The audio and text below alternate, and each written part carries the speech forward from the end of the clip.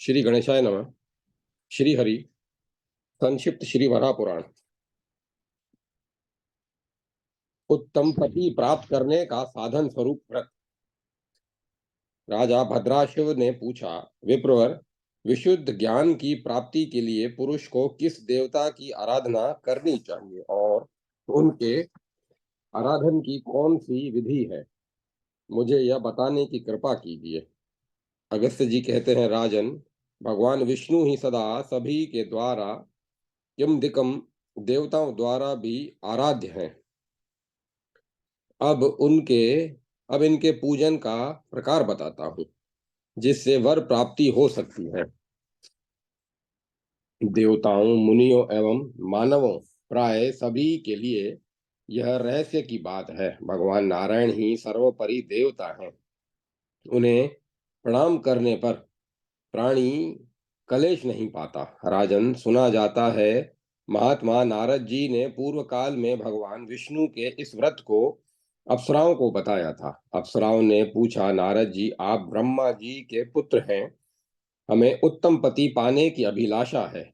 भगवान नारायण हमारे प्राणपति हो सकें, इसके लिए आप हम लोगों को कोई व्रत बताने की कृपा करें। नारद जी कहते हैं, प्राय सबके लिए कल्याणदायक नियम है कि प्रश्न करने के पहले विनय पूर्वक प्रणाम करें। पर तुम लोगों ने इस नियम का पालन नहीं किया, क्योंकि तुम्हें युवा अवस्था का गर्व है। फिर भी तुम लोग देवादिदेव भगवान विष्णु के नाम का कीर्तन करो, उनसे वर मांगो, प्रभु आप हमारे स्वामी होने की कृपा करें। इससे तुम्हारा संपूर्ण मनोरथ सिद्ध होगा, इसमें कोई संशय नहीं करना चाहिए। एक व्रत भी बताता हूँ, जिसे करने से भगवान श्री हरि स्वयं वर देने के लिए उद्यत हो जाते हैं। चैत्र और वैशाख मास के शुक्ल पक्ष में जो द्वादशी तिथि है, उस दिन यह व्रत करना चाहिए। रात में विधिवत भगवान श्री हरि की पूजा करें। बुद्धिमान व्यक्ति को चाहिए कि भगवान की प्रतिमा के ऊपर लाल फूलों से एक मंडल बनावे, नृत्य गीत एवं वाद के साथ रात में जागरण करें। ओम भवाय नमः, ओम अंगणाय नमः, ओम कामाय नमः, ओम सुशास्त्राय नमः, ओम मनमथाय नमः तथा ओम हरिये नमः कहकर क्रमशः भगवान के सिर, कटी, भुजा, उदर एवं चरण आदि की पूजा करें। फिर भगवान को प्रणाम कर रात्रि जागरण की विधि संपन्न करके प्रातः काल भगवान की वह प्रतिमा वेद वेदांग के जानकार ब्राह्मण को दान कर दें। अप्सराओं, इस प्रकार व्रत करने पर इच्छा अनुकूल भगवान विष्णु अवश्य पति रूप में तुम्हें प्राप्त होंगे।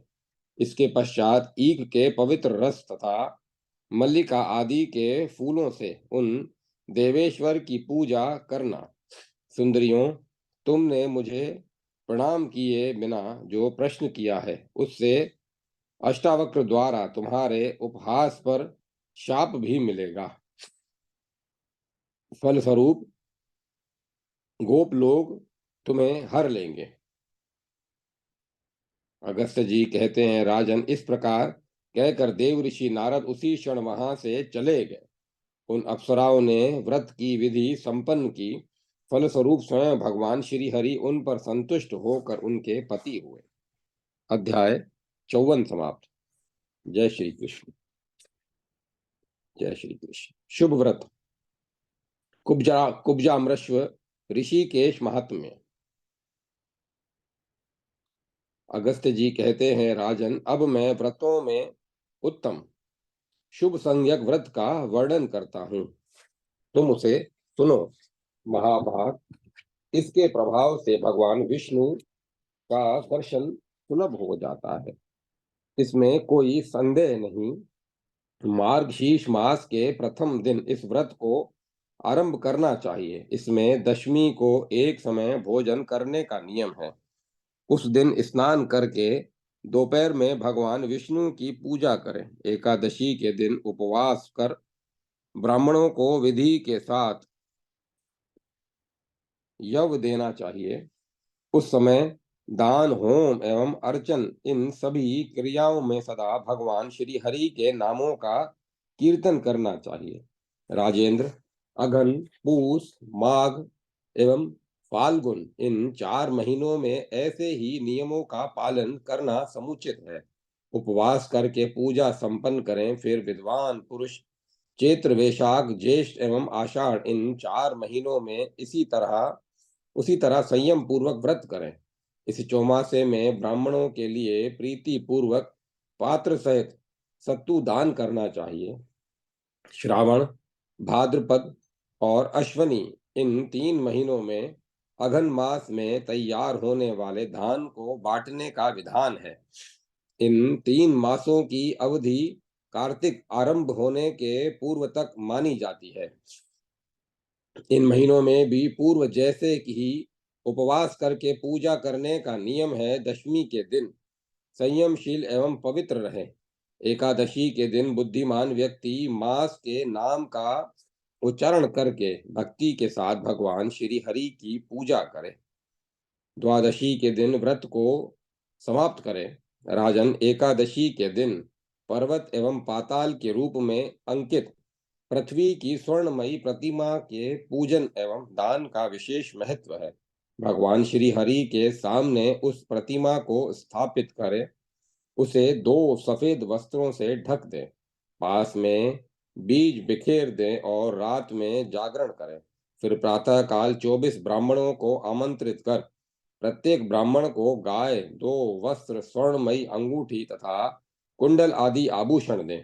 राजन, यदि व्रती पुरुष राजा है तो वह प्रत्येक ब्राह्मण को अपनी शक्ति के अनुसार भरण पोषण की व्यवस्था कर दे और दक्षिणा में स्वर्ण से बनी हुई पृथ्वी की प्रतिमा, 2 गौ और 2 वस्त्र दे, अथवा अपनी संपत्ति के अनुसार चांदी की पृथ्वी बनावे और भगवान श्री हरि को स्मरण करते हुए उसे ब्राह्मणों को अर्पण कर दे।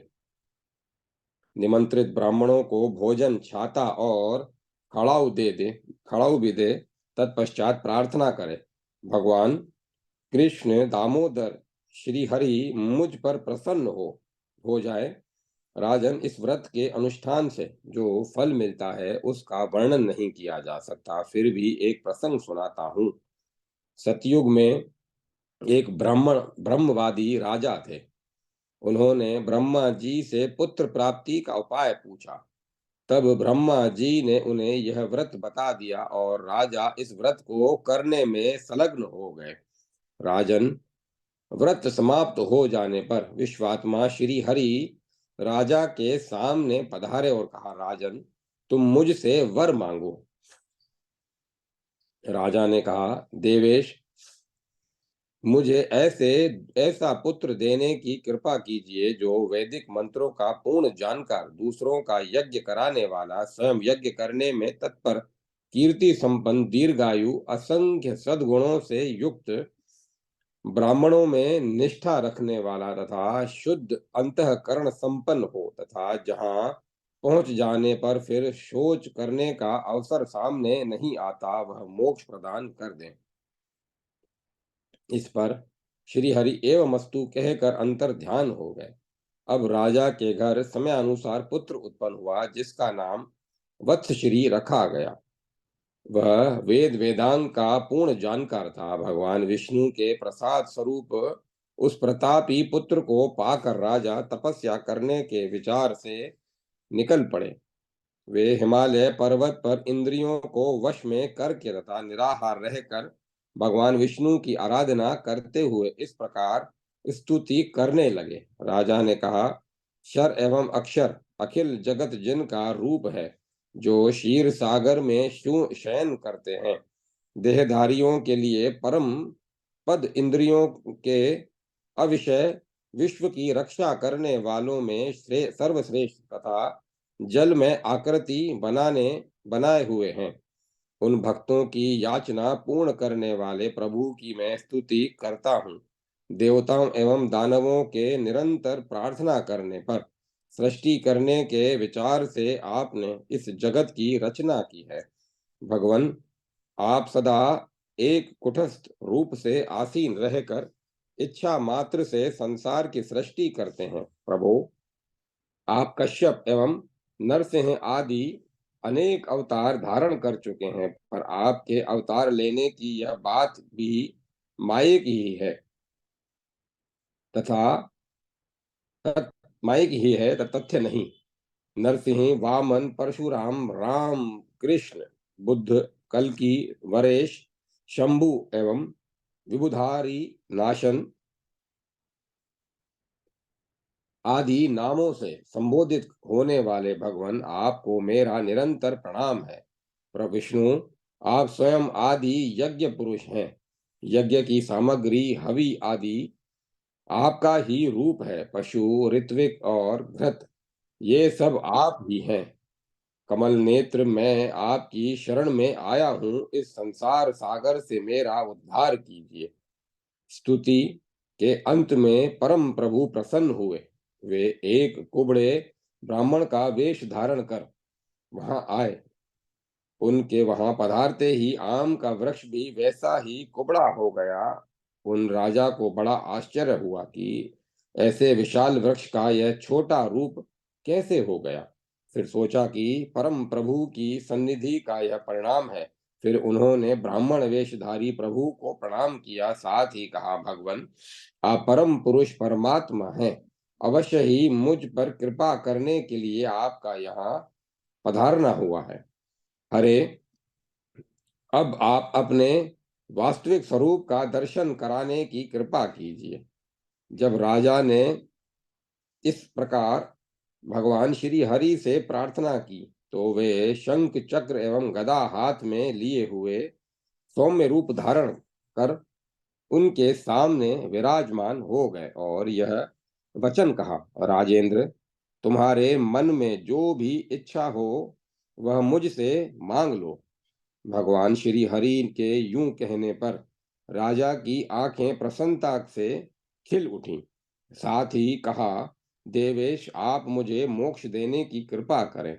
राजा की ऐसी बात सुनकर पुनः श्री भगवान बोले, राजन, मेरे यहाँ आने पर इस विशाल आम्र के वृक्ष में जो कुब्जत्व आ गया है, उसके परिणाम स्वरूप यह स्थान कुब्जामर्क, ऋषिकेश का नामांतरण कुब्जामृक तीर्थ के नाम से प्रसिद्ध होगा। इस उत्तम तीर्थ में ब्राह्मण अथवा पशु पक्षी आदि योनि वाले भी यदि अपने शरीर का त्याग करेंगे तो उनको ले जाने के लिए 500 दिव्य विमान उपस्थित होंगे और वहां के उन योगियों की मुक्ति हो जाएगी। महाराज, इस प्रकार कहकर भगवान जनार्दन ने शंख के अग्रभाग से राजा का स्पर्श किया। केवल स्पर्श होते ही उन नरेश को परम निर्वाण पद प्राप्त हो गया। अतएव तुम भी उन परम प्रभु की शरण ग्रहण करो, जिससे शोक करने के योग्य जिससे शोक करने के योग्य पद तुम्हें पुनः प्राप्त न हो सके। जो मनुष्य प्रातः काल उठकर यह चरित्र पढ़ेगा, उसे भगवान श्री हरि धर्म एवं मोक्ष प्रदान करेंगे। राजन, जो इस परम पवित्र शुभ व्रत को करेगा, उसे इस संसार में संपूर्ण सुख संपत्ति और भोग सुलभ होंगे एवं आयु समाप्त होने पर वह भगवान में लीन हो जाएगा। अध्याय 55 समाप्त। ओम नमो नारायण। धन्य व्रत। अगस्त्य जी कहते हैं, राजन, इसके बाद अब उत्तम धन्य व्रत बताता हूँ, जिसके प्रभाव से निर्धन व्यक्ति भी यथाशीघ्र धन्यवाद का पात्र हो सकता है।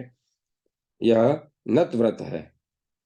अघन मास के शुक्ल पक्ष की प्रतिपदा तिथि को यह व्रत करना चाहिए। इस व्रत में अग्नि स्वरूप भगवान विष्णु की पूजा का विधान है। ओम विश्वनाराय नमः। ओम विश्वनाराय नमः। ओम अग्ने नमः। ओम हवि भुर्जाय नमः। ओम द्रविणोदाय नमः। ओम संवृताय नमः तथा ओम ज्वलनाय नमः। इन मंत्र वाक्यों का उच्चारण करके अग्नि में भगवान श्री हरि के चरण, उदर, वक्षस्थल, भुजाएं, सिर तथा सर्वांग की क्रमशः पूजा करनी चाहिए। इस विधान से देवादिदेव भगवान जनार्दन की अर्चना करने के पर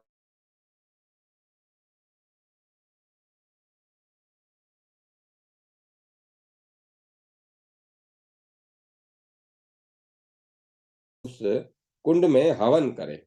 इस व्रत में यवान और घृत से युक्त भोजन करने की बात कही कही गई है।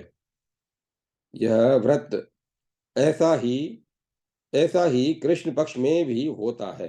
4 महीने तक इसे करना चाहिए। चैत्र से आषाढ़ तक 4 महीनों में घृत युक्त खीर तथा श्रावण से कार्तिक तक सत्तू का भोजन करने का नियम है। इस प्रकार 1 वर्ष में यह व्रत समाप्त होता है।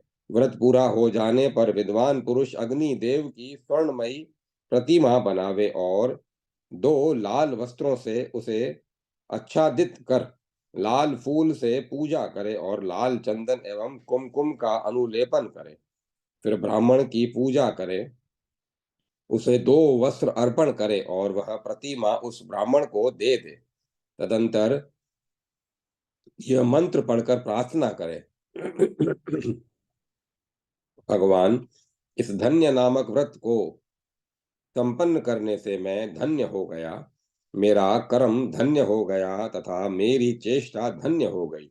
अब मुझे सदा सुख शांति सुलभ हो जाए। इस प्रकार कहकर वह श्रेष्ठ प्रतिमा एवं शक्ति के अनुसार धनराशि देने का विधान है। जिसके पास भोग्य वस्तु का अत्यंत अभाव है, वह पुरुष भी यदि इस धन्य व्रत को करता है तो वह तुरंत धन्य होने का अधिकारी हो जाता है। केवल इस व्रत के करने से ही व्यक्ति इस जन्म में सौभाग्य एवं प्रचुर धन धान्य से संपन्न हो जीवन मुक्त हो जाता है।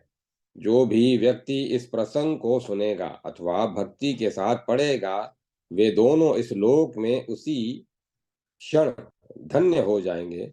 ऐसा सुना जाता है कि पूर्व कल्प में महात्मा कुबेर का जन्म शूद्र इन योनि में हुआ था। उस समय उन्होंने इस व्रत को किया था और इसी के फल स्वरूप वे धन के स्वामी बन गए। अध्याय 56 समाप्त। ओम नमो भगवते वासुदेवाय। कांति व्रत। अगस्त्य जी कहते हैं, राजन, अब कांति नामक व्रत को बताता हूँ। पहले चंद्रमा ने यह व्रत किया था। इसके फलस्वरूप उन्हें पुनः कांति सुलभ हो गई। प्राचीन काल की बात है। दक्ष प्रजापति के शाप से चंद्रमा को राजक्ष्मा नामक रोग हो गया। तब उन्होंने यह व्रत किया और वे फिर तत्क्षण कांतिमान हो गए। राजेंद्र, यह नत व्रत है। इसे कार्तिक मास के शुक्ल पक्ष की द्वितीया तिथि के दिन करना चाहिए। इसमें बलराम और श्री कृष्ण की पूजा होती है। इस तिथि में ये दोनों देवता 2 कला वाले चंद्रमा में विराजते हैं। अतः चंद्रमा को विष्णु का उत्तम रूप माना जाता है। बुद्धिमान पुरुष ओम बलदेवाय नमः कहकर उनके चरणों की तथा ओम केशवाय नमः से सिर की अर्चना करें। सुव्रत फिर आगे कहे जाने वाले मंत्र को पढ़कर उन्हें अर्घ्य देना चाहिए। भगवान, आप अमृत स्वरूप हैं। ब्रह्मा ने आपका सम्मान किया है। यज्ञलोक के आप अध्यक्ष हैं। परमात्मन, इस समय आप चंद्रमा के रूप में पधारे हैं, अतः आपको नमस्कार है। व्रती ब्राह्मण रात में घृत से युक्त यवान भोजन करे। यह भी चौमासे का व्रत है। फाल्गुन से लेकर 4 महीने तक इस व्रत को करने वाला पुरुष पवित्रता पूर्वक रहकर खीर भोजन करे। कार्तिक मास में यवान के आहार पर रहे और अघनी चावल से बने हुए हव्य द्वारा हवन करे। आषाढ़ आदि 4 महीनों में तिल का हवन करना चाहिए। इसी प्रकार तिल का भोजन भी करना चाहिए। फिर वर्ष पूरा हो जाने पर चंद्रमा की एक सोने की प्रतिमा बनवाकर उसे 2 सफेद वस्त्रों में आच्छादित करे। उस पर उजले फूल चढ़ाकर श्वेत चंदन से अनुलेपन कर तथा भली भांति से पूजा करके ब्राह्मण को दे दे, अथवा वर्ष भर व्रत कर चंद्रमा की चांदी की ही मूर्ति बनवावे और 2 श्वेत वस्त्रों से आच्छादित कर उसकी श्वेत पुष्पों एवं श्वेत चंदन से पूजा करे। ऐसे ही ब्राह्मण की भी पूजा कर उसे वह प्रतिमा दान कर दे। ब्राह्मण को प्रतिमा अर्पण करते समय व्रती मन ही मन मंत्र पढ़े। नारायण, आप चंद्रमा के रूप में पधारे हैं, आपको मेरा नमस्कार है। भगवान, आपकी कृपा से मैं भी इस लोक में कांतिमान, सर्वज्ञ एवं प्रियदर्शन बन जाऊं। राजन, उक्त प्रतिमा को दान कर मनुष्य तत्क्षण कांति प्राप्त कर लेता है। बहुत पहले स्वयं चंद्रमा ने यह व्रत किया था। व्रत पूर्ण हो जाने पर स्वयं भगवान श्री हरि उन पर संतुष्ट हो गए और उनका यक्ष्मा रोग दूर कर उन्हें अमृता नाम की कला प्रदान की। महाभाग, चंद्रमा ने उस कला को द्वितीया के बाद सदा अपने में स्थान दिया। उन्हें यह कला तप के प्रभाव से ही उपलब्ध हुई है। इतना ही नहीं, वे सोम और द्विजराज भी कहलाने लगे।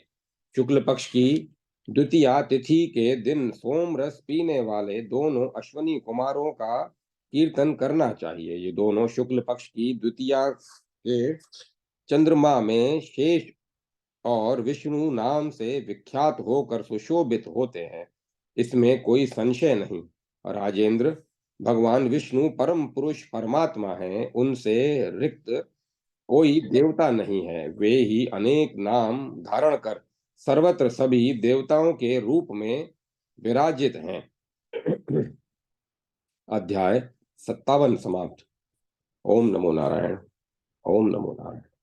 सौभाग्य व्रत।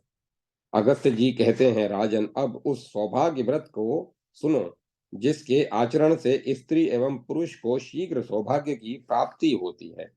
भाग्य का उदय हो जाता है। फाल्गुन मास के शुक्ल पक्ष की तृतीया तिथि को नत व्रत के रूप में कर्ता को पवित्र एवं सत्यवादी होकर उपवास करना चाहिए। इस व्रत में लक्ष्मी सहित भगवान श्री हरि की अथवा उमा सहित महाभाग शंकर की पूजा का विधान है।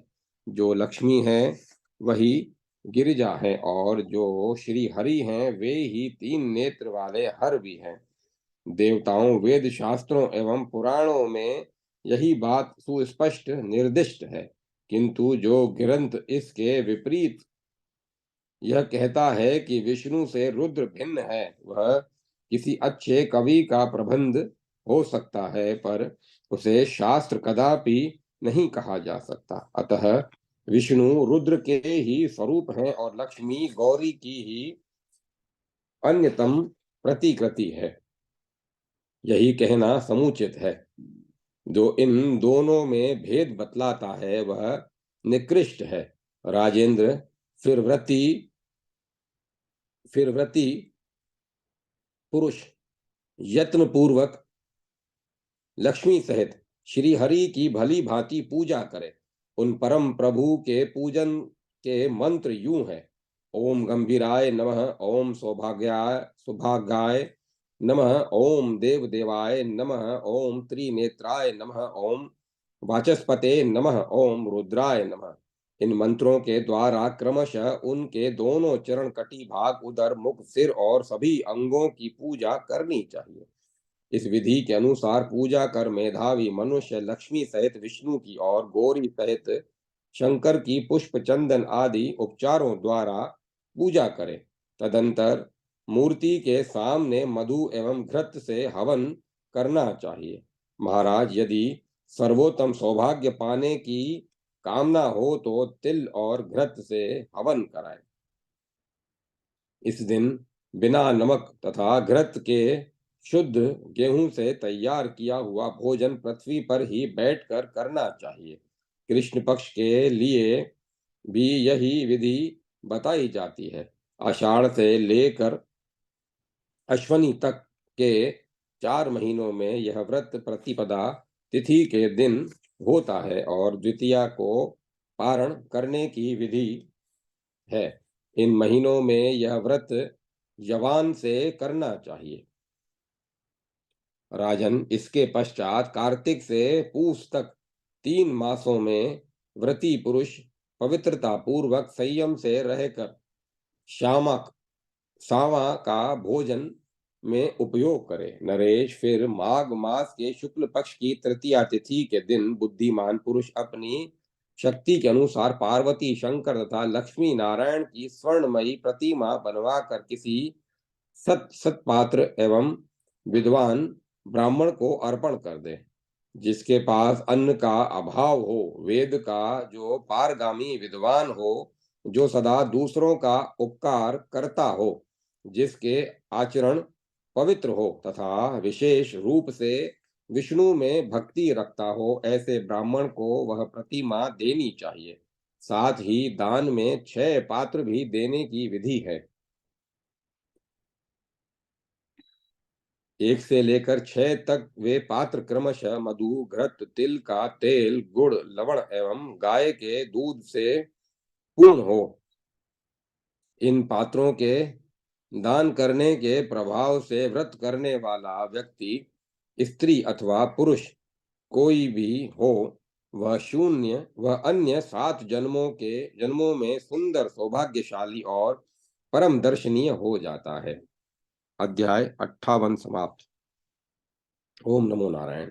ओम नमो नारायण। अविघ्न व्रत। अगस्त्य जी कहते हैं, राजन सुनो, अब मैं विघ्नहर नामक व्रत को बतलाता हूं। इसके विधि पूर्वक आचरण करने से पुरुष विघ्नों द्वारा पराभूत, बाधित एवं या तिरस्कृत नहीं होता। इसके प्रारंभिक ग्रहण की विधि इस प्रकार है। फाल्गुन मास की चतुर्थी को दिन में उपवास रहकर 4 घड़ी रात बीतने पर भोजन करें। प्रातः पारणा में तिल लेने चाहिए। उस दिन तिल से ही हवन करें तथा तिल ही ब्राह्मण को दान भी दें। इसी प्रकार 4 मास तक इसका अनुष्ठान कर 5वें महीने में आषाढ़ की चतुर्थी को स्वर्णमयी गणेश की प्रतिमा की भली भांति पूजा कर खीर एवं तिल से भरे हुए 5 पात्रों के साथ उसे ब्राह्मण को दे देनी चाहिए। इस प्रकार इस व्रत का अनुष्ठान कर मनुष्य संपूर्ण विघ्नों से छुटकारा पा जाता है। अपने अश्वमेध यज्ञ में विघ्न पड़ने पर राजा सगर ने इसी व्रत का अनुष्ठान कर अश्व को प्राप्त कर यज्ञ संपन्न किया था। त्रिपुरासुर से युद्ध के समय भगवान रुद्र ने भी इसी व्रत के प्रभाव से त्रिपुरासुर का वध किया था। मैंने भी समुद्रपान के समय यही व्रत किया था। परंतप पूर्व समय में तप एवं ज्ञान की इच्छा वाले अन्य अनेक राजाओं ने विघ्न दूर करने के लिए इस व्रत का आचरण किया था। इस व्रत के दिन पुण्यात्मा पुरुष विघ्न समाप्त होने के निमित्त ओम शूराय नमः, ओम धीराय नमः, ओम गजाननाय नमः, ओम लंबोदराय नमः, ओम एकदष्ट्राय नमः इन मंत्रों का उच्चारण करे, गणेश जी की सम्यक प्रकार से पूजा करे और इन्हीं मंत्रों द्वारा हवन भी करे।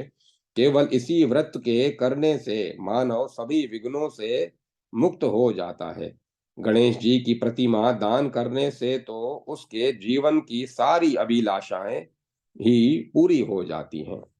अध्याय 59 समाप्त। ओम नमो नारायण। शांति व्रत। अगस्त्य जी कहते हैं, राजन अब तुम्हें शांति व्रत का उपदेश करता हूं। इसके आचरण से गृहस्थों के घर में सदा शांति सन्मति बनी रहती है। सुव्रत कार्तिक मास के शुक्ल पक्ष की पंचमी तिथि के दिन से आरंभ कर एक वर्ष पर्यंत व्रती को अत्यंत उष्ण भोजन का त्याग करना चाहिए तथा प्रदोष काल में शेषशायी श्री हरि की सम्यक प्रकार से पूजा करनी चाहिए। ओम अनंताय नमः, ओम वासुके नमः, ओम तक्षकाय नमः, ओम कर्कोटाय नमः, ओम पद्माय नमः, ओम महापद्माय नमः, ओम शंखपालाय नमः, ओम कुटिलाय नमः। इन मंत्रों के द्वारा भगवान विष्णु के शय्या स्वरूप शेषनाग के क्रमशः दोनों चरण, कटी भाग, उदर, छाती, कंठ, दोनों भुजाएं, मुख एवं सिर की विधि पूर्वक पृथक पृथक पूजा करनी चाहिए। फिर भगवान विष्णु को लक्ष्य कर सभी अंगों को दूध से ही स्नान कराएं। तत्पश्चात श्रद्धालु साधक को भगवान के सामने तिल मिश्रित दूध से हवन करना चाहिए।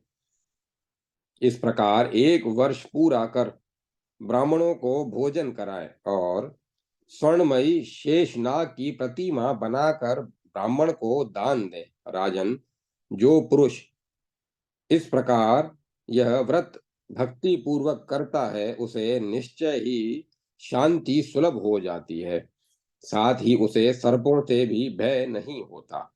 अध्याय 60 समाप्त। ओम नमो नारायण, ओम नमो नारायण। काम व्रत। अगस्त्य जी कहते हैं, राजेंद्र, अब मैं काम व्रत कहता हूँ, सुनो। इस व्रत के प्रभाव से मन में उठी कामनाएं सिद्ध हो जाती हैं। यह व्रत पोष मास के शुक्ल पक्ष में होता है तथा यह व्रत एक वर्ष पर्यंत चलता है। इसमें पंचमी तिथि के दिन भोजन कर षष्ठी के दिन फलाहार पर रह जाएं, अथवा यह भी नियम है कि बुद्धिमान पुरुष षष्ठी के दिन दोपहर में फलाहार करें और रात में मौन होकर ब्राह्मण के साथ शुद्ध भात खाएं या केवल फलाहार पर ही व्रत करें। षष्ठी को पूरा दिन भर उपवास रहकर सप्तमी तिथि में पारणा करनी चाहिए। इसमें भगवान कार्तिकेय जी की पूजा कर हवन करना चाहिए। इस प्रकार एक वर्ष पर्यंत व्रत करें। षडानन, कार्तिकेय, सेनानी, कृतिका, सुत, कुमार और स्कंद इन नामों से विष्णु ही प्रतिष्ठित हैं। अतः उनके इन नामों से ही उनकी पूजा करनी चाहिए। व्रत समाप्त होने पर ब्राह्मण को भोजन कराएं और षणमुख की स्वर्णमयी प्रतिमा ब्राह्मण को दें। वस्त्र सहित प्रतिमा ब्राह्मण को देते समय व्रती इस प्रकार प्रार्थना करें, भगवान कार्तिकेय, आपकी कृपा से मेरी संपूर्ण कामनाएं सिद्ध हो जाएं।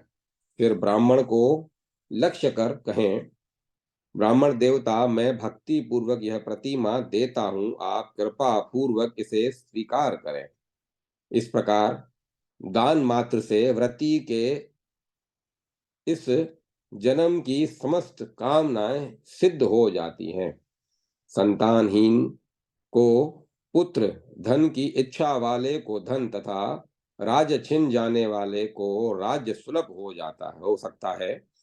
इसमें कुछ भी अन्यथा विचार नहीं करना चाहिए। महाराज, इस व्रत का पूर्व समय में ब्रह्मचर्य का पालन करते हुए राजा नल ने अनुष्ठान किया था। उस समय वे ऋतुपर्ण के राज्य में निवास करते थे। नृपवर प्राचीन काल में बहुत से अन्य प्रधान नरेशों ने भी हाथ से राज्य निकल जाने पर कामना सिद्धि के लिए इस व्रत का आचरण किया था। अध्याय 61 समाप्त। ओम नमो नारायण। आरोग्य व्रत। अगस्त्य जी कहते हैं, महाराज, अब आरोग्य नामक एक दूसरा परम पवित्र व्रत बताता हूं, जिसके प्रभाव से संपूर्ण पाप भस्म हो जाते हैं। इस व्रत में आदित्य, भास्कर, रवि, भानु, सूर्य, दिवाकर एवं प्रभाकर इन 7 नामों से भगवान सूर्य की विधि पूर्वक पूजा करनी चाहिए। इस व्रत में षष्ठी तिथि के दिन भोजन कर सप्तमी को प्रातः काल भगवान भास्कर की पूजा करते हुए उपवास करना चाहिए। फिर अष्टमी तिथि को भोजन करें। यही इस व्रत की विधि है। इस प्रकार पूरे 1 वर्ष तक जो भगवान सूर्य की पूजा करता है उसे इस जन्म में आरोग्य, धन तथा धान्य सुलभ हो जाते हैं और परलोक में वह उस पवित्र स्थान पर पहुंचता है जहां जाकर पुनः संसार में जन्म नहीं लेना पड़ता। प्राचीन समय की बात है। अनर्णय नाम के महान प्रतापी राजा थे जिनके वश में संपूर्ण पृथ्वी थी। राजन, उन महाभाग नरेश ने यह व्रत किया तथा उस दिन भगवान भास्कर की पूजा भी की, जिसके फलस्वरूप भगवान सूर्य उन पर प्रसन्न हो गए और राजा अनर्णय को उन्होंने उत्तम आरोग्य प्रदान कर दिया। राजा भद्राश्व ने पूछा, राजन आपके राजन, आपने राजा के आरोग्य होने की बात कही है, तो इसके पूर्व वे रोगी थे। भला वे सार्वभौम राजा रोगग्रस्त कैसे हो गए? अगस्त्य जी कहते हैं, राजन, राजा अनर्णय चक्रवर्ती सम्राट थे, साथ ही वे अत्यंत रूपवान और यशस्वी भी थे। एक समय की बात है, वे परम पराक्रमी राजा दिव्य मानसरोवर पर गए जहां देवताओं का निवास है।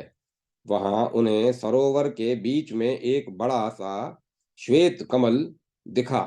उस कमल पर अंगूठे की आकृति के बराबर एक दिव्य पुरुष बैठे थे, जिनका शरीर बड़ा तेजपूर्ण था। उनकी 2 भुजाएं थी और वे लाल वस्त्रों से आच्छादित थी। उस कमल को देखकर राजा अनर्णय ने अपने सारथी से कहा, तुम किसी प्रकार इस कमल को ले आने का प्रयत्न करो, कारण जब मैं इसे अपने सिर पर धारण करूंगा तब संसार में मेरी बड़ी प्रतिष्ठा होगी, अतः देर मत करो। राजन, अनर्णय के ऐसा कहने पर सारथी उस सरोवर में घुसा, फिर उस कमल को लेने के लिए आगे बढ़ा और उसे स्पर्श करना चाहा। इतने में वहां बड़े उच्च स्वर से हुकार की ध्वनि हुई। उस शब्द के प्रभाव से सारथी के हृदय में आतंक छा गया। वह जमीन पर गिरा और उसके प्राण निकल गए तथा राजा भी कुष्ठग्रस्त, बलहीन एवं विवर्ण हो गए। अपनी ऐसी स्थिति देखकर राजा, यह क्या हुआ, इस चिंता में पड़ गए और वहीं रुके रहे। इतने में ही महान तपस्वी ब्रह्मपुत्र बुद्धिमान वशिष्ठ जी वहां आ गए और उन्होंने राजा अनर्णय से पूछा, राजन, तुम यहाँ कैसे पहुंचे और तुम्हारे शरीर की ऐसी स्थिति कैसे हुई? अब मैं तुम्हारे लिए क्या करूं, यह बताओ। राजन वशिष्ठ जी के इस प्रकार पूछने पर अनर्णय ने उनसे कमल संबंधी संपूर्ण वृतांत का वर्णन किया। राजा की बात सुनकर मुनि ने कहा, राजन, तुम साधु हो पर तुम्हारे मन में असाधुता आ गई, इसीलिए तुम पर कुष्ठ रोग का आक्रमण हो गया है। मुनि के ऐसा कहने पर राजा ने हाथ जोड़कर कांपते हुए पूछा, विप्रवर, मैं साधु या असाधु कैसे हूं और मेरे शरीर में यह कुष्ठ रोग कोढ़ कैसे हो गया? यह सब आप बताने की कृपा करें। वशिष्ठ जी बोले, राजन, यह ब्रह्मोद्भव कमल की तीनों लोकों में प्रसिद्धि है। इसके दर्शन की बड़ी भारी महिमा है। इससे संपूर्ण देवता प्रसन्न हो सकते हैं। राजन, 6 महीने के भीतर कभी भी जनता इस सरोवर में यह कमल देख लिया करती है। जो मनुष्य केवल इसका दर्शन करके जल में पैर रख देता है उसके संपूर्ण पाप भाग जाते हैं और वह पुरुष निर्वाण पद का अधिकारी हो जाता है, क्योंकि जल में दिखने वाली यह ब्रह्मा जी की प्रारंभिक मूर्ति है। इस मूर्ति का दर्शन कर जो जल में प्रवेश करता है उसकी संसार से मुक्ति हो जाती है। राजन, तुम्हारा सारथी इस विग्रह को देखकर जल में चला गया और जाने पर उसने इसे लेने की भी चेष्टा की। नरेश, इसका कारण यह था कि तुम्हारे मन में लोभ उत्पन्न हो गया था एवं तुम्हारी बुद्धि नष्ट हो चुकी थी। इसी का परिणाम है कि तुम कोढ़ी बन गए हो। तुमने इनका दर्शन कर लिया है, जिसके कारण साधु की श्रेणी में आ गए। नरेश, साथ ही इस कमल को पाने के लिए तुम्हारे मन में जो मोह उत्पन्न हो गया, इस कारण मैंने तुम्हें असाधु कहा। देवताओं का भी कथन है कि मानसरोवर के ब्रह्म पद्म नामक कमल पर ब्रह्म रूप में भगवान श्री हरि आकर विराजते हैं। उनका दर्शन कर हम उस ब्रह्म पद को पा जाएंगे, जहां से पुनः संसार में आना नहीं पड़ता। राजन, यही कारण है कि तुम्हारे अंग में कुष्ठ रोग हो गया है। इस कमल पर स्वयं भगवान श्री हरि सूर्य का रूप धारण करके विराजते हैं। विषय वस्तुतः विचार किया जाए तो यह सनातन पर ब्रह्म परमात्मा का ही रूप है।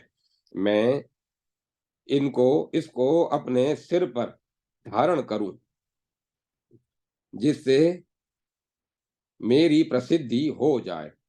तुमने ऐसी भावना लेकर इसे प्राप्त करने के लिए सारथी को भेजा। यह बेचारा सारथी तो उसी क्षण अपने प्राणों से हाथ धो बैठा और तुम्हारी देह कुष्ठ रोग से व्याप्त हो गई। अतएव महाराज, तुम भी यह आरोग्य नामक व्रत करो। इस व्रत के करने से तुम कुष्ठ रोग से छुटकारा पा जाओगे। ऐसा कहकर वशिष्ठ जी राजा के पास से चले गए। राजा ने भी उनकी बात सुनकर प्रतिदिन उस सरोवर पर जाने और वहां ब्रह्मा जी के दर्शन करने का नियम बना लिया, और फिर वे शीघ्र ही कुष्ठ मुक्त होकर स्वयं एवं स्वस्थ एवं कृतार्थ हो गए। अध्याय 62 समाप्त। ओम नमो नारायण। ओम नमो नारायण। पुत्र प्राप्ति व्रत। अगस्त्य जी कहते हैं, महाराज, अब संक्षेप में एक कल्याणप्रद व्रत बताता हूं, उसे सुनो। इसका नाम पुत्र प्राप्ति व्रत है। राजन, भाद्रपद मास के कृष्ण पक्ष की जो अष्टमी तिथि होती है, उस दिन उपवास पूर्वक व्रत करना चाहिए। सप्तमी तिथि के दिन संकल्प करके अष्टमी तिथि में भगवान श्री हरि की पूजा का विधान है। मन में ऐसी भावना करें कि भगवान नारायण कृष्ण रूप धारण करके माता की गोद में बैठे हैं। माताओं का समुदाय उनकी सब और शोभा दे रहा है। अष्टमी की प्रातःकालीन स्वच्छ वेला में पहले कहे हुए विधान के अनुसार बड़े यत्न से भगवान का अर्चन करना चाहिए। इस विधि के साथ गोविंद का पूजन करने के पश्चात यव, तिल एवं घृत मिश्रित भव्य पदार्थ से हवन करना चाहिए। फिर भक्ति पूर्वक ब्राह्मणों को दही भोजन कराएं और अपनी शक्ति के अनुसार उन्हें दक्षिणा दें। तदंतर स्वयं भोजन करें।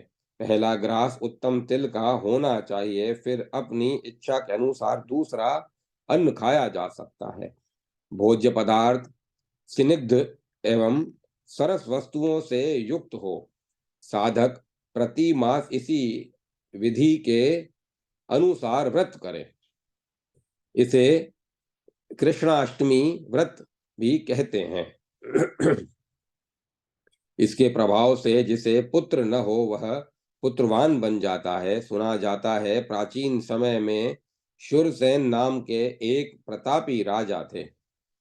उनके कोई पुत्र नहीं था, अतः उन्होंने हिमालय पर्वत पर जाकर तपस्या आरंभ कर दी। परिणाम स्वरूप उनके घर एक पुत्र की उत्पत्ति हुई, जिसका नाम वसुदेव हुआ।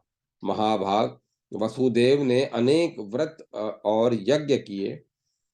ऐसे पुत्र के प्राप्त हो जाने से राजऋषि शूरसेन का उत्तम निर्वाण पद सुलभ हो गया। शूरसेन को उत्तम निर्वाण पद सुलभ हो गया। राजन, इस प्रकार मैंने तुम्हारे सामने कृष्णाष्टमी व्रत का संक्षिप्त वर्णन किया। यह व्रत 1 वर्ष तक करना चाहिए। वर्ष पूरा हो जाने पर ब्राह्मण को 2 वस्त्र देने का विधान है। राजन, इसका नाम पुत्र व्रत है। इसे कर लेने पर मनुष्य संपूर्ण पापों से निश्चय ही छूट जाता है। अध्याय 63 समाप्त। ओम नमो भगवते वासुदेवाय। ओम नमो भगवते वासुदेवाय। शौर्य एवं सार्वभौम व्रत। अगस्त जी कहते हैं, राजन, अब मैं एक दूसरे शौर्य व्रत का वर्णन करता हूं, जिसे करने से अत्यंत भीरु व्यक्ति में भी तीक्ष्ण महान शौर्य का प्राकट्य होता है। इस व्रत को अश्वनी मास के कृष्ण पक्ष की 9वीं तिथि के दिन करना चाहिए। सप्तमी तिथि के दिन संकल्प करके अष्टमी तिथि के दिन भात का परित्याग करना चाहिए और 9वीं तिथि के दिन पकवान खाने का विधान है। राजन, सर्वप्रथम भक्ति पूर्वक ब्राह्मणों को भोजन कराना चाहिए। इस व्रत में महातेजस्वी महाभागा भगवती महामाया दुर्गा की भक्ति के साथ आराधना करनी चाहिए। इस प्रकार जब तक 1 वर्ष पूरा न हो जाए तब तक विधि पूर्वक यह व्रत करना उचित है। व्रत समाप्त हो जाने पर बुद्धिमान पुरुष अपनी शक्ति के अनुसार कुमारी कन्याओं को भोजन कराए। यदि अपने पास शक्ति हो तो स्वर्ण और वस्त्र आदि से उन कन्याओं को अलंकृत कर भोजन कराना चाहिए। इसके पश्चात उन भगवती दुर्गा से क्षमा मांगे और प्रार्थना करें, देवी आप मुझ पर प्रसन्न हो जाएं। इस प्रकार व्रत करने पर राजा, जिसका राज्य हाथ से निकल गया है, अपना राज्य पुनः प्राप्त कर लेता है। इसी प्रकार मूर्ख को विद्या और भीरु व्यक्ति को शौर्य की प्राप्ति होती है। अगस्त्य जी कहते हैं, राजन, अब मैं संक्षेप में सार्वभौम नामक व्रत बतलाता हूं, जिसका सम्यक प्रकार आचरण करने से व्यक्ति सार्वभौम राजा हो जाता है। इसके लिए कार्तिक मास के शुक्ल पक्ष की 10वीं तिथि को उपवास रहकर रात में भोजन करना चाहिए। तदंतर 10 दिशाओं में शुद्ध बलि दें। फिर चित्र विचित्र फलों द्वारा श्रेष्ठ ब्राह्मणों की भक्ति के साथ पूजा कर दिशाओं की ओर लक्ष्य करते हुए उस उत्तम व्रत का आचरण करने वाला पुरुष इस प्रकार प्रार्थना करे, देवियों आप मेरे जन्म जन्म के में सर्वार्थ सिद्धि प्रदान करें। ऐसा कहकर शुद्ध चित्त से उन देवियों के लिए बलि दें। तदंतर रात में पहले भली भांति सिद्ध किया हुआ दधि मिश्रित अन्न भोजन करें। फिर बाद में इच्छा अनुसार गेहूं या चावल से बना हुआ भोजन करना चाहिए। राजन, इस प्रकार जो पुरुष प्रति वर्ष व्रत करता है वह दिग्विजयी होता है। फिर जो मनुष्य मार्ग शीर्ष मास के शुक्ल पक्ष में एकादशी तिथि के दिन निराहार रहकर विधि के अनुसार व्रत करता है, उसे वह धन प्राप्त होता है जिसके लिए कुबेर भी लालायित रहते हैं। एकादशी तिथि के दिन निराहार रहकर द्वादशी तिथि के दिन भोजन करना यह महान वैष्णव व्रत है। चाहे शुक्ल पक्ष हो या कृष्ण पक्ष, दोनों का फल बराबर है। राजन, इस प्रकार किया हुआ व्रत कठिन से कठिन पापों को भी नष्ट कर देता है। त्रयोदशी तिथि को व्रत रहकर रात में 4 घड़ी के बाद भोजन करने से धर्म व्रत होता है। चतुर पुरुष को फाल्गुन शुक्ल पक्ष की त्रयोदशी तिथि से प्रारंभ कर चैत्र शुक्ल कृष्ण पक्ष की चतुर्दशी तिथि तक रौद्र व्रत करना चाहिए। राजन, माघ मास से आरंभ कर वर्ष समाप्त होने तक जो नत व्रत किया जाता है उसका नाम पितृव्रत है। इस व्रत में शुद्ध पंचमी तिथि के दिन तथा अमावस्या को रात्रि में भोजन करने का विधान है। नरेंद्र, इस तिथि व्रत को जो पुरुष 15 वर्षों तक करता है उसका फल उस फल का बराबरी कर सकता है जो 1000 अश्वमेध यज्ञ और 100 राजस्यु यज्ञ करने से मिलता है। राजेंद्र, मानो उस पुरुष ने एक कल्प में बताए हुए सभी व्रतों को कर लिया। इनमें से एक एक व्रत में एक शक्ति है कि व्रती के पापों को सदा नष्ट करता रहता है। फिर यदि कोई श्रेष्ठ पुरुष इन सभी व्रतों का आचरण करे तो राजन वह पवित्रात्मा पुरुष संपूर्ण शुद्ध लोकों को प्राप्त कर ले। इसमें क्या आश्चर्य है। अध्याय 64-65 समाप्त। ओम नमो नारायण। ओम नमो नारायण। यादा राजा भद्राश्व का प्रश्न और नारद जी के द्वारा विष्णु के आश्चर्यमय स्वरूप का वर्णन। राजा भद्राश्व ने कहा, मुने, यदि आपको भी कोई विशेष आश्चर्यजनक बात दिखी या विदित हुई हो तो वह मुझे बताने की कृपा कीजिए। इसके लिए मेरे मन में बड़ी उत्सुकता है। अगस्त्य जी कहते हैं, राजन, भगवान जनार्दन ही आश्चर्य रूप समस्त आश्चर्यों के भंडार या मूर्तिमान हैं। मैंने इनके अनेक आश्चर्यों को देखा है। राजन,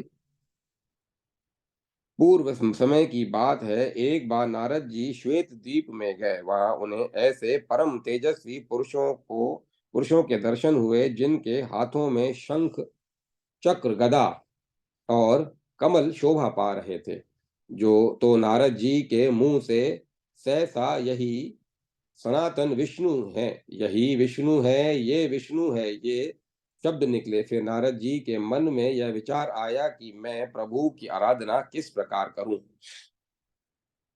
ऐसा विचार कर नारद जी ने परम प्रभु भगवान श्री हरि का ध्यान किया। सहस्त्र दिव्य वर्षों से भी अधिक समय तक उनके ध्यान करने पर भगवान प्रसन्न होकर प्रकट हुए और बोले, महामुने, तुम वर मांगो, कहो तुम्हें मैं क्या दूं। नारद जी बोले, जगत प्रभु, मैंने 1000 दिव्य वर्षों तक आपका ध्यान किया है। अच्युत, इतने पर यदि आप मुझ पर प्रसन्न हो गए हो तो मुझे कृपया अपनी प्राप्ति का उपाय बतलाइए।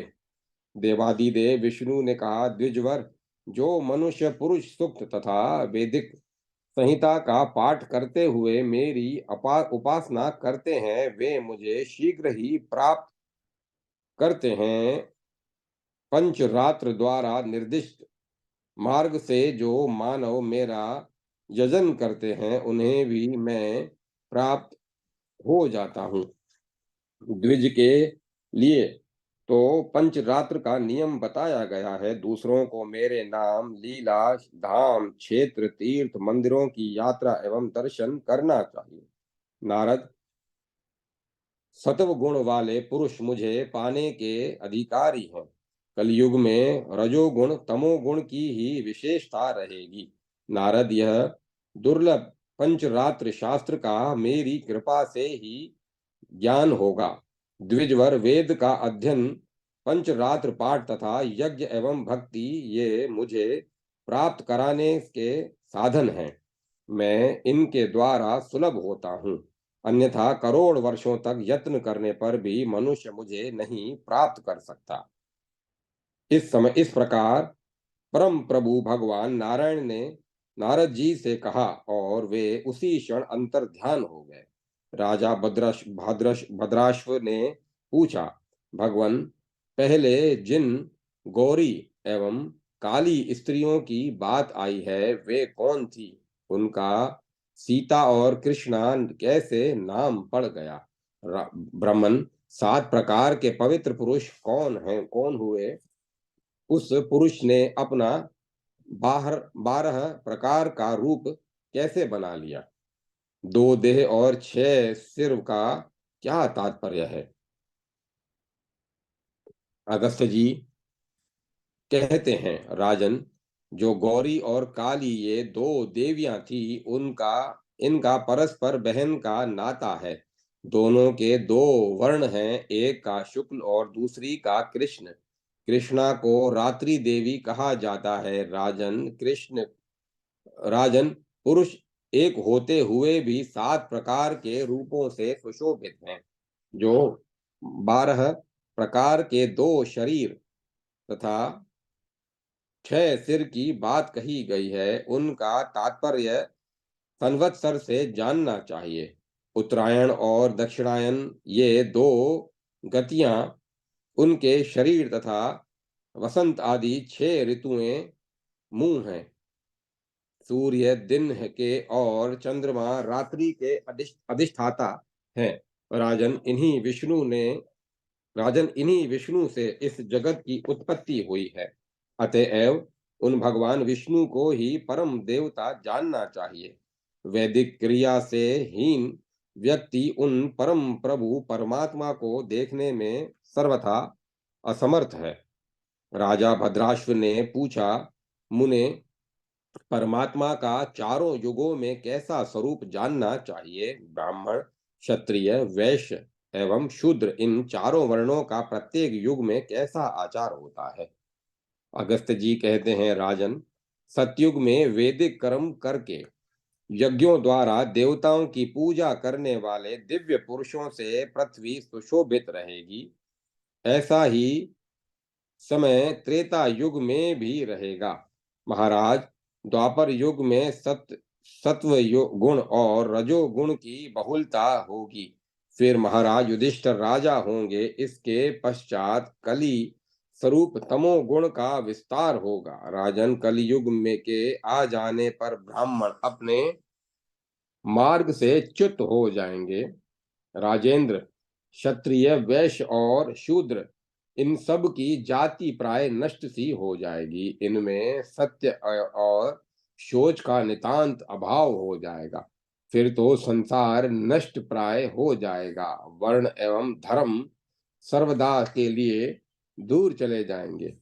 नरेंद्र, बहुत समय से चीर कालार्जित पाप तथा वर्ण संकर जाति के पुरुष के साथ रहने से ब्राह्मण द्वारा जो पाप बनता है, इससे 10 बार प्रणव सहित गायत्री के जप करने तथा 300 बार प्राणायाम करने से वह उस पाप से छुटकारा पा जाता है। प्रायश्चितों से ब्रह्म हत्या जैसे पाप भी छूट जाते हैं। शेष पापों से छूटने की तो बात ही क्या है। अथवा जो श्रेष्ठ ब्राह्मण सर्वोत्तम रूपधारी भगवान श्री हरि को जानकर ध्यान आदि से उनकी पूजा करता है, वह उन पापों से लिप्त नहीं हो सकता। वेद का अध्ययन करने वाला ब्राह्मण 100 बार किए हुए पापों से भी लिप्त नहीं होता। जिसके द्वारा भगवान विष्णु का स्मरण, वेद का अध्ययन, द्रव्य का दान रूप में वितरण तथा भगवान श्री हरि का यजन होता रहता है, वह ब्राह्मण तो सदा शुद्ध ही है। वह तो विरुद्ध धर्म वाले का भी उद्धार कर सकता है। राजन, तुमने जो पूछा था वह सब मैंने बतला दिया। महाराज मनु आदि महानुभावों ने जिसे बड़े विस्तार से कहा है, उसी का मैंने यहाँ संक्षेप रूप से वर्णन किया है। अध्याय 66, 67, 68 समाप्त। ओम नमो नारायण। ओम नमो नारायण। भगवान नारायण संबंधी आश्चर्य का वर्णन। राजा भद्राश्व ने कहा, भगवान, आप सभी ब्राह्मणों में प्रधान एवं दीर्घजीवी हैं। मैं यह जानना चाहता हूं कि आपके शरीर की यह विशेषता क्यों और कैसी है। महानुभाव, आप मुझे यह बतलाने की कृपा करें। अगस्त्य जी बोले, राजन, मेरा यह शरीर अनेक अद्भुत कौतूहलों का भंडार है। बहुत कल्प बीत चुके, किंतु अभी यह यूं ही पड़ा है। वेद और विद्या से इसका भली भांति संस्कार हुआ है। राजन, एक समय की बात है, मैं संपूर्ण भूमंडल पर घूम रहा था। घूमते घूमते मैं उस महान इलाव्रत नामक वर्ष में पहुंचा, जो सुमेरु पर्वत के पार्श्व भाग में है। वहां मुझे एक सुंदर सरोवर दिखाई दिया। उसके तट पर एक विशाल आश्रम था। उस आश्रम में मुझे एक तपस्वी दिख पड़े जिनका शरीर उपवास के कारण शिथिल पड़ गया था तथा शरीर में केवल हड्डियां ही शेष रह गई थी। वे वृक्ष की छाल लपेटे हुए थे। महाराज, उन तपस्वी को देखकर मैं सोचने लगा, ये कौन है? फिर मैंने उनसे कहा, ब्राह्मण, मैं आपके पास आया हूँ, मुझे कुछ देने की कृपा करें। तब उन मुनि ने मुझसे कहा, द्विजवर, आपका स्वागत है। ब्राह्मण, आप यहाँ ठहरिए, मैं आपका आतिथ्य करने के लिए उदत हूँ। राजन, उन तपस्वी की यह बात सुनकर मैं आश्रम में चला गया। इतने में देखता हूँ कि वे ब्राह्मण देवता तेज से मानो संदीप्त हो रहे हैं। मैं भूमि पर बैठ गया। अब उनके मुख से हुंकार की ध्वनि निकली, जिससे पाताल का भेदन कर 5 कन्याएं निकल आईं। इनके इनमें से एक के हाथ में स्वर्ण का प्रस्थान पीठा था। उसने बैठने के लिए वह आसन मुझे दे दिया। दूसरे के हाथ में जल था, वह उससे मेरे दोनों पैरों को धोने लगी। अन्य 2 कन्याएं हाथ में पंखे लेकर मेरी दोनों ओर खड़ी होकर हवा करने लगी। इसके पश्चात उन महान तपस्वी ने फिर हुंकार किया। इस शब्द के होते ही तुरंत एक नौका सामने आ गई, जिसका विस्तार 1 योजन था। राजन, सरोवर में उस नाव को एक कन्या चला रही थी, वह उसे लेकर आ गई।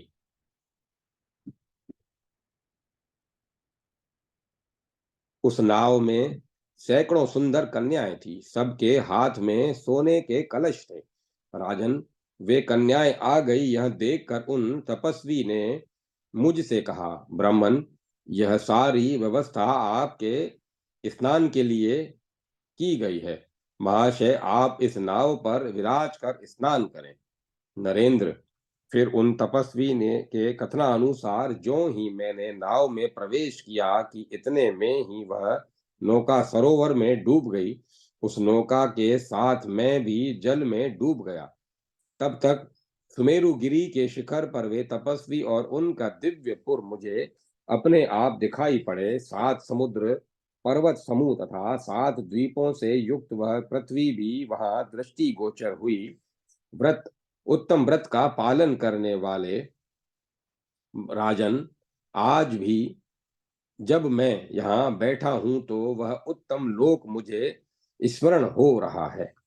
मेरे मन में इस प्रकार की चिंता हो रही है कि कब मैं उस उत्तम लोक में पहुंचूंगा। राजन, ऐसा परब्रह्म परमात्मा का कौतुक है जो मैंने तुम्हें सुना दिया। यही मेरे शरीर की घटना है। अब तुम दूसरा क्या सुनना चाहते हो? अध्याय 69 समाप्त। ओम नमो भगवते वासुदेवाय।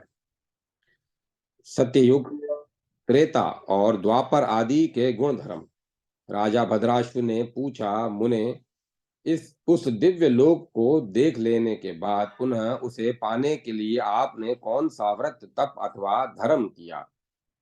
अगस्त जी कहते हैं, राजन, विवेकी पुरुष को चाहिए कि वह भगवान श्री हरि की भक्ति पूर्वक आराधना छोड़कर अन्य किन्हीं लोकों की कामना न करे, क्योंकि परम प्रभु की आराधना से सभी लोग अपने आप ही सुलभ हो जाते हैं। ऐसा सोचकर मैंने उन सनातन श्री हरि की आराधना आरंभ कर दी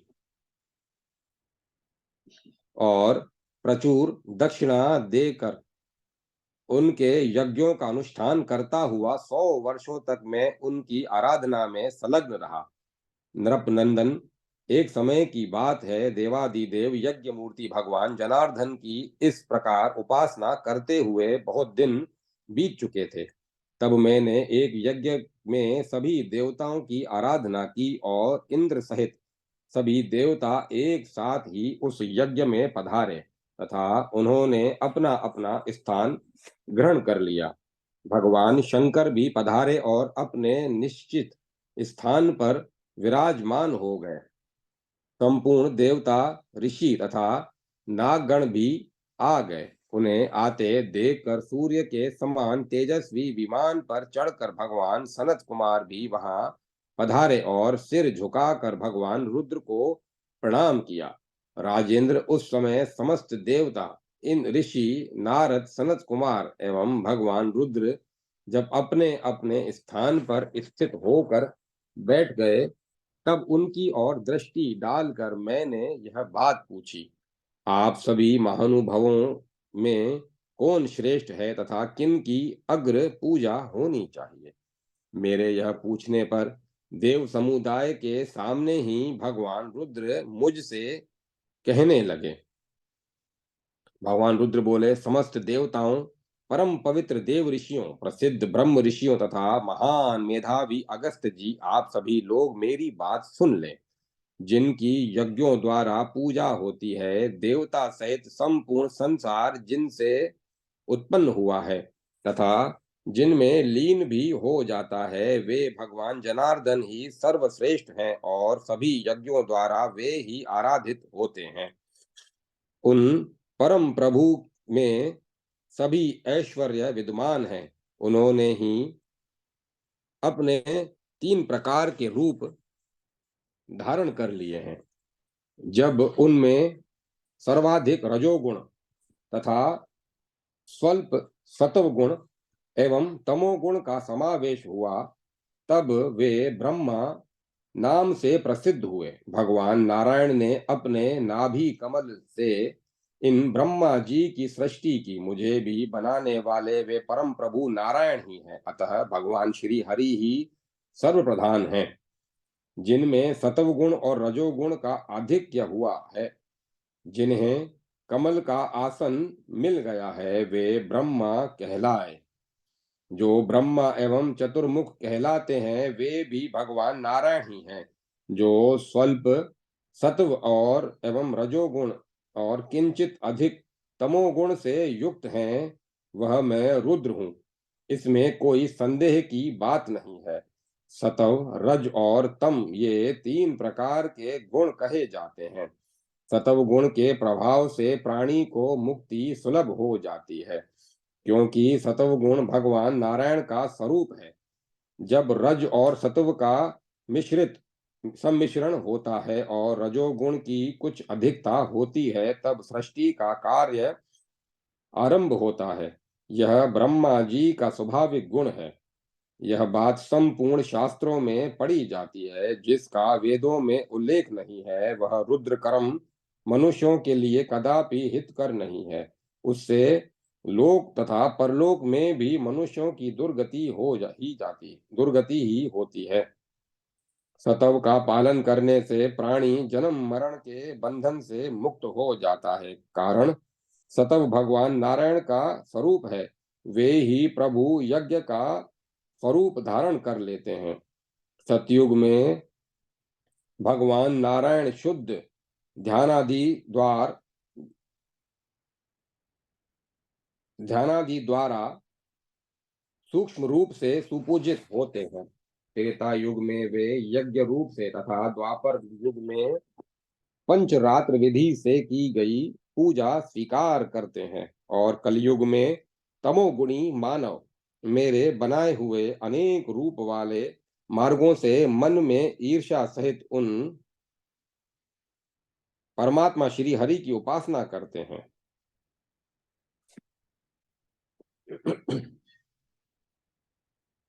मुनिवर, उन भगवान नारायण से बढ़कर अन्य कोई देवता इस समय न है, न अन्य किसी काल में होगा।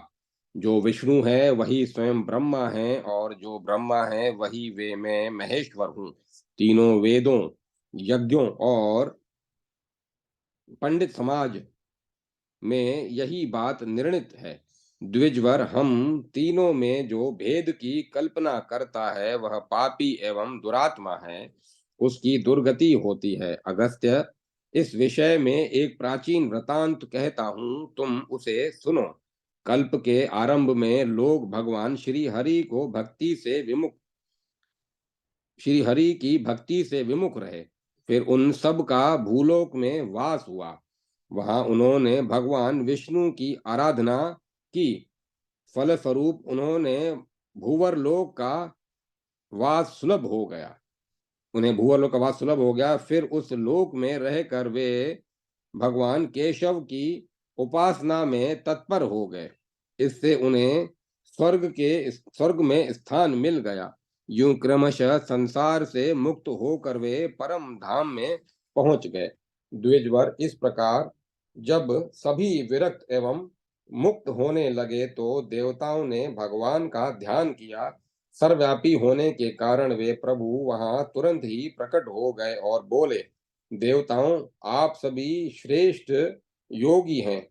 कहें, मेरे योग्य आप लोगों का कौन सा कार्य सामने आ गया। तब उन देवताओं ने परम प्रभु देवेश्वर श्री हरि को प्रणाम किया और कहा, भगवान, आप हम लोगों के आराध्य देव हैं। इस समय सभी मानव मुक्ति पद पर आरूढ़ हो गए हैं। अतः अब सृष्टि का क्रम सुचारू रूप से कैसे चलेगा, नरकों में किसका वास हो। देवताओं के ऐसा पूछने पर भगवान ने उनसे कहा, देवताओं, सतयुग, त्रेता और द्वापर, इन 3 युगों में तो बहुत मनुष्य मुझे प्राप्त कर लेंगे, पर कलयुग में विरले लोग ही मुझे प्राप्त कर सकेंगे। कारण वेदों को छोड़कर यहाँ वेद विरोधी अन्य शास्त्रों द्वारा मेरा ज्ञान संभव नहीं है। मैं वेदों से विशेषकर ब्राह्मण समुदाय द्वारा ही ज्ञेय हूँ। विप्र, मैं ब्रह्मा और विष्णु, ये 3 प्रधान देवता ही तीनों युग हैं। हम तीनों हम तीनों ही सत्व आदि 3 गुण, तीनों वेद, 3 अग्नियां, तीनों लोक, तीनों संध्याएं, तीनों वर्ण और तीनों सवन स्नान हैं। इस प्रकार 3 प्रकार के बंधन से यह जगत बंधा है। द्विजवर, जो मुझे दूसरा नारायण या दूसरा ब्रह्म जानता है और ब्रह्मा को अपर रुद्र मानता है, उसकी समझ ठीक है, क्योंकि गुण और बल से हम तीनों एक हैं।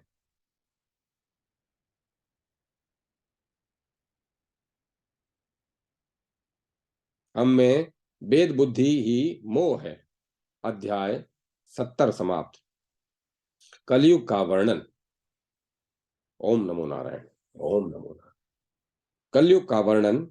अगस्त्य जी कहते हैं, राजन, भगवान रुद्र के ऐसा कहने पर मैं, सभी देवता लोग तथा ऋषिगण उन प्रभु के चरणों पर गिर पड़े। राजन, फिर इतने में ही देखता हूं कि उनके श्री विग्रह में मैं, भगवान नारायण और कमलासन ब्रह्मा भी स्थित हैं। ये सभी त्रसरेणु त्रसरेणु के समान सूक्ष्म रूप से रुद्र के शरीर में विराजमान है। उनके शरीर की दीप्ति प्रज्वलित भास्कर के समान थी। ऐसी स्थिति में भगवान रुद्र को देखकर यज्ञ के सदस्य एवं ऋषिगण सभी महान आश्चर्य में पड़ गए। सबके मुख से जय जयकार की ध्वनि होने लगी। वे लोग ऋग्वेद, यजुर्वेद और सामवेद का उच्चारण करने लगे। तब उन्हें सभी ने परस्पर कहा, क्या ये रुद्र स्वयं परब्रह्म भगवान नारायण हैं? क्योंकि एक ही मूर्ति में ब्रह्मा, विष्णु एवं रुद्र, ये तीनों महापुरुष मूर्तिमान बनकर दर्शन दे रहे हैं। भगवान रुद्र ने कहा, क्रांतदर्शी ऋषियों, इस यज्ञ में तुम्हारे द्वारा मेरे उद्देश्य से जिस हव्य पदार्थ का हवन हुआ है, उस भाग को हम तीनों व्यक्तियों ने ग्रहण किया है। मुनिवरों, हम तीनों में अनेक प्रकार के भाव नहीं हैं। समीचीन दृष्टि वाले हमें एक ही देखते हैं, विपरीत बुद्धि वाले अनेक समझते हैं। राजन, इस प्रकार रुद्र के कहने पर ये सभी मुनि मोह शास्त्र की व्यवस्था करने वाले उन महाभाग रुद्र से पूछने के लिए उदत हो गए। ऋषियों ने पूछा, भगवन, प्राणियों को मोह में डालने के लिए आपके द्वारा जो भिन्न भिन्न मोह कारक शास्त्र रचे गए हैं, उनका प्रयोजन ही क्या है? आपने उन्हें बनाया ही क्यों? यह हमें बताने की कृपा करें। भगवान रुद्र कहते हैं, ऋषियों, भारतवर्ष में दंडकारण्य नाम का एक वन है। वहां गौतम नामक ब्राह्मण महान कठिन तपस्या कर रहे थे। उनकी तपस्या से प्रसन्न होकर ब्रह्मा जी उनके पास पधारे और उनसे कहा, तपोधन, वर मांगो।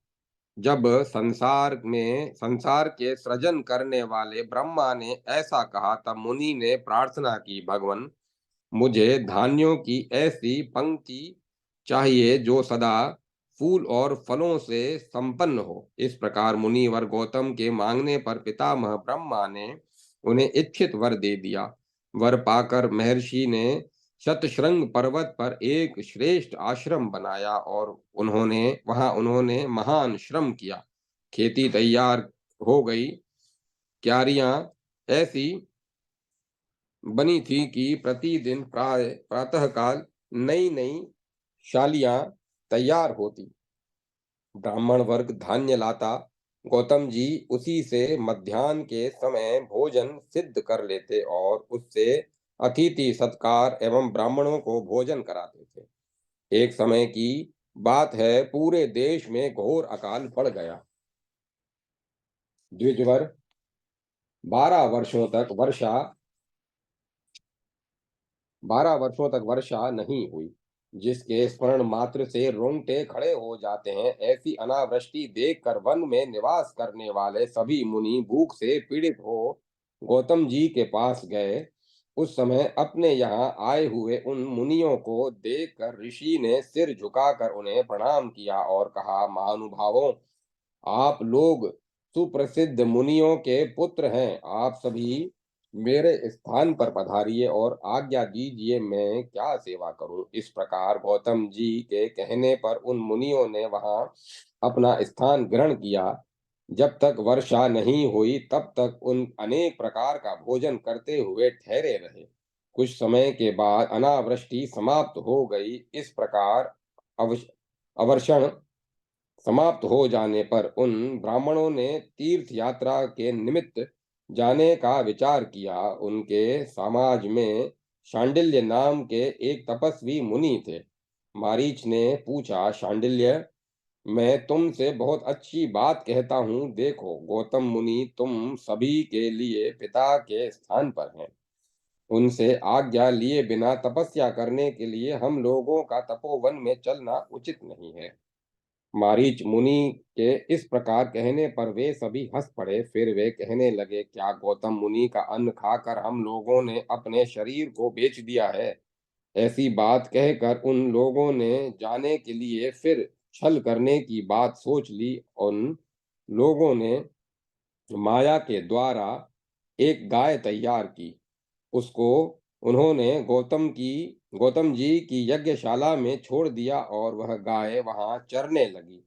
उस पर गौतम मुनि की दृष्टि पड़ी। उन्होंने हाथ में जल ले लिया और कहा, आप भगवान रुद्र को प्राणों के समान प्यारी हैं। गौतम मुनि के मुंह से यह बात निकलते ही पानी के बूंद के टपकते ही वह गाय पृथ्वी पर गिरी और मर गई। उधर मुनि लोग जाने के लिए तैयार हो गए। यह देखकर बुद्धिमान गौतम जी ने नम्रता पूर्वक खड़े होकर उन मुनियों से कहा, विप्रों, आप यथाशीघ्र जाने का ठीक ठीक कारण बताने की कृपा करें। मैं तो विशेष रूप से आप में सदा श्रद्धा रखता हूँ। ऐसे मुझ विनित व्यक्ति को छोड़कर जाने का क्या कारण है?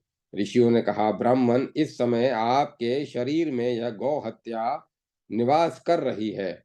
मुनिवर, जब तक यह रहेगी, तब तक हम लोग आपका अन्न नहीं खा सकते। उनके ऐसा कहने पर धर्मज्ञ गौतम जी ने उन मुनियों से कहा, तपोधनों, आप लोग मुझे गौ गोवध का प्रायश्चित बताने की कृपा करें।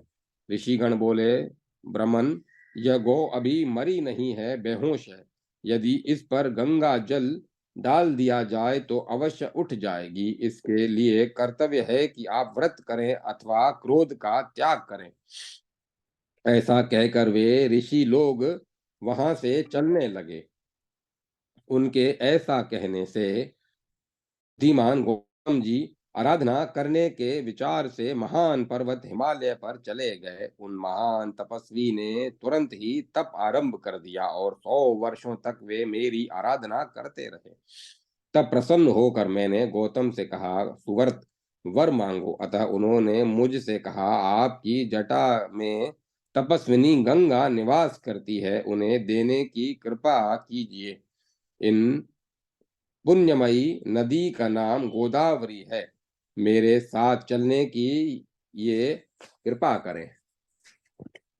अब मुनिवर अगस्त्य जी राजा भद्राश्व से कहते हैं, राजन, इस प्रकार गौतम मुनि के प्रार्थना करने पर भगवान शंकर ने अपनी जटा का एक भाग उन्हें दे दिया।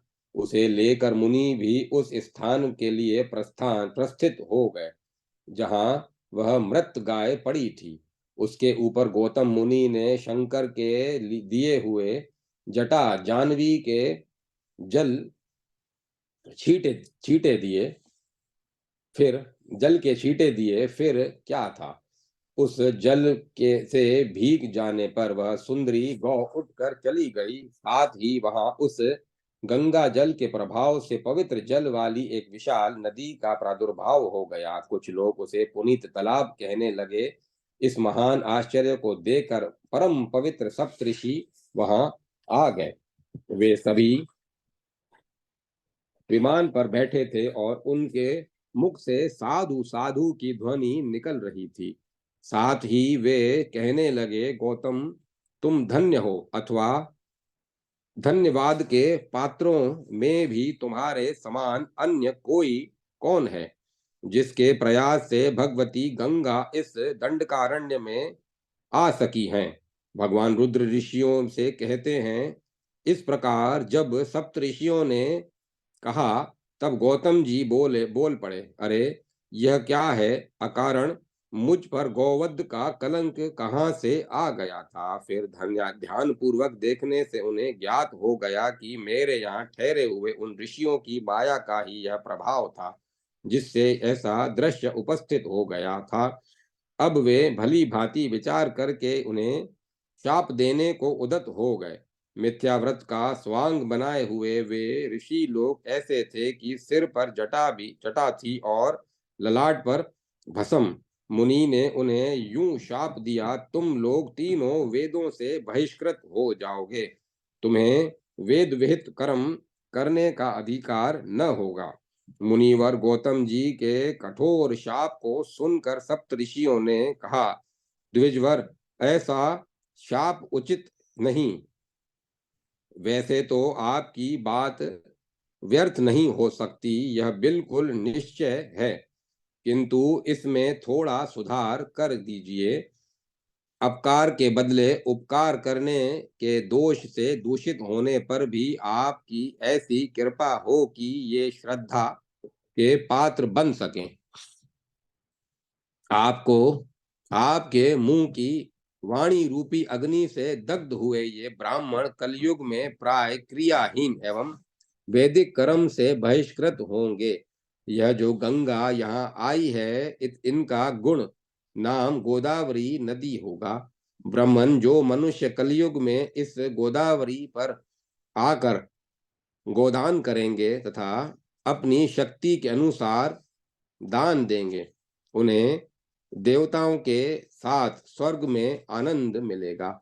जिस समय सिंह राशि पर बृहस्पति जाएंगे, उस अवसर पर जो समाहित चित्त होकर गोदावरी में पहुंचेगा और वहां स्नान करेगा, विधि पूर्वक पितरों का तर्पण करेगा, उसके पितर यदि नरक भोगते होंगे तब भी स्वर्ग सिधार जाएंगे। यदि पहले से ही वे पितर स्वर्ग में पहुंचे होंगे तो उनकी मुक्ति हो जाएगी, यह बिल्कुल निश्चित है। साथ ही गौतम जी, संसार में आपकी बड़ी ख्याति होगी और अंत में आपको सनातन मुक्ति सुलभ हो जाएगी।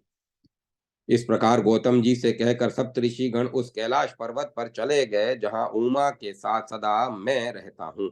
उसी समय उन श्रेष्ठ मुनियों ने कलयुग में होने वाले ब्राह्मणों का वृतांत मुझे बताया। उन्होंने मुझसे यह भी कहा कि प्रभो, वे सभी ब्राह्मण कलयुग में आपके रूप का अनुकरण करेंगे। उनका सिर जटा में मुकुट से संपन्न होगा। वे अपनी इच्छा से प्रेत का वेश बना लेंगे। मिथ्या चिन्ह धारण कर लेना उनका स्वभाव होगा। आपसे मेरी प्रार्थना है, उन पर अनुग्रह कर उन्हें कोई शास्त्र देने की कृपा करें। कली के व्यवहार से उन्हें पीड़ा होगी, उस समय भी इनका निर्वाह करना आवश्यक है।